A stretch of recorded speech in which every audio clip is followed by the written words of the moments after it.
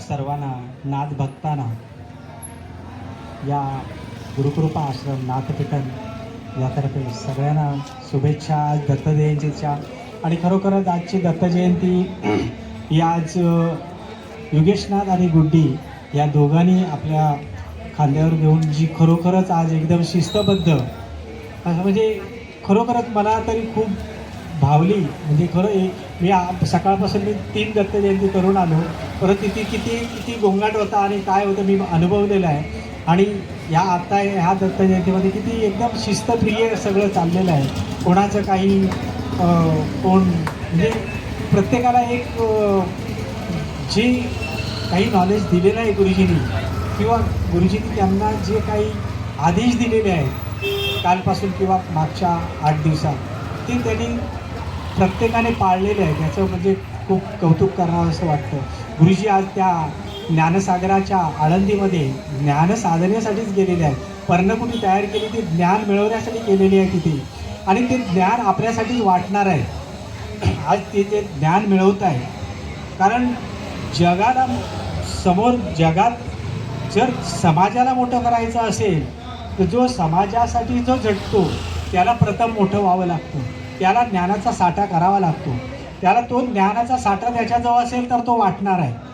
तसंच आज ते त्या आळंदीच्या पर्णकुटीमध्ये तिथे जाऊन त्यांनी आज ज्ञान मिळवण्याचं खूप आटोकाट प्रयत्न करतायत. ते आज त्यांची तपश्चर्या आहे तिथे. ते आज आम्ही ते व्हिडिओ सगळे बघतोय. आज ते किती म्हणजे खूप त्रासात त्या थंडीमध्ये दोघंही जण पारायणी ताई पण म्हणजे खांद्याला खांदा लावून म्हणजे पुरुषाच्या खांद्याला खांदा लावून जशी स्त्री आपल्या पुरुषाला साथ देते तशी तिने खरोखरच त्यांना साथ दिली. आणि खरोखरच म्हणजे खूप म्हणजे त्यांचं कौतुक गुरुजींचं करणं एवढं आम्ही मोठे नाही आहोत. गुरुजींच्या पायाशीच आहोत आम्ही. कारण आज आम्ही जवळजवळ महादेवनाथ त्यांच्या अगोदर त्यांचे चुलते ह्या पिढ्या आमच्या मराळ कुटुंबांच्या सानिध्यात होत्या आणि त्या अशाच पुढे आहेत आणि त्या राहणारच आहेत, नक्कीच राहणार आहेत. कारण योगेशनाथ किंवा ही गुड्डी ही जी आज ज्या लोकांना जशी त्याची सेवा करतात म्हणजे एखादा लहान मुलाप्रमाणे त्यांना ती त्यांची सेवा करतात. एखादा वयोवृद्ध आला तरी तिची सेवा करतात. एखादा त्यांच्यापेक्षा वयाने लहान असला तरी पण त्याला ते दादा काका मामा म्हणून त्यांची सेवा करतात. हे सगळ्यांना शक्य नाही आहे. कारण आजच्या जगामध्ये आपण वावरत असताना आपलं कुटुंब आहे, त्याच्यानंतर आपलं कुटुंब सांभाळून आपण देवदर्शन करतो.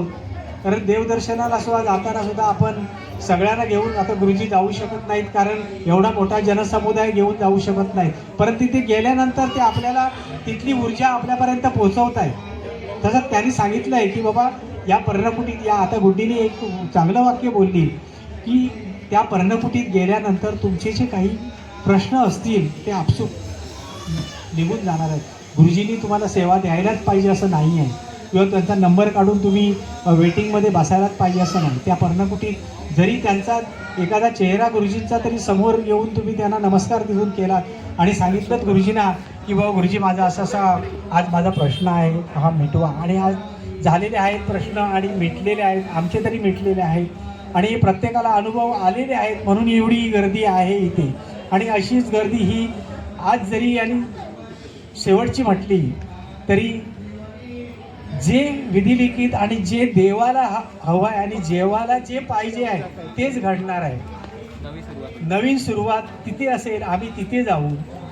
जसे आपल्याला जसं सांगतोय देव की बाबा नाही तुम्ही तिथे या, आळंदीच्या पर्णकुटीत या, तर आपल्यासाठी राजनाथ गुरुजी एक देवच आहे.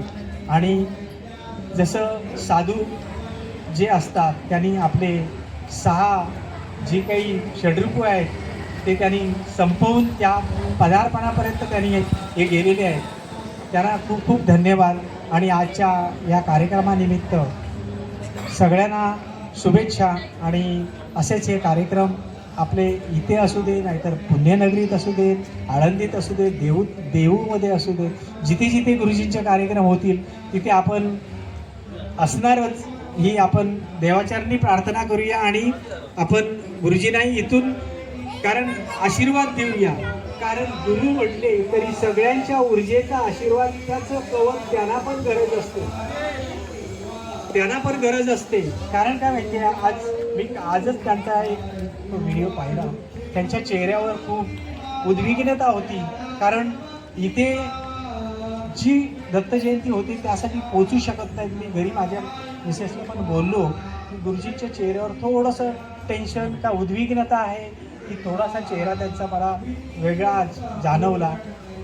का मला माहीत नाही, परंतु मी काय एवढा फेस रिडिंग वगैरे काही करत नाही, परंतु मला असं जाणवलं गुरुजींचा की त्यांच्या चेहऱ्यावर थोडीशी की आपण या जनसमुदायापासून आपण लांब जातोय ह्याचा त्यांना दुःख होतं की आणखी काय होतं मला माहीत नाही.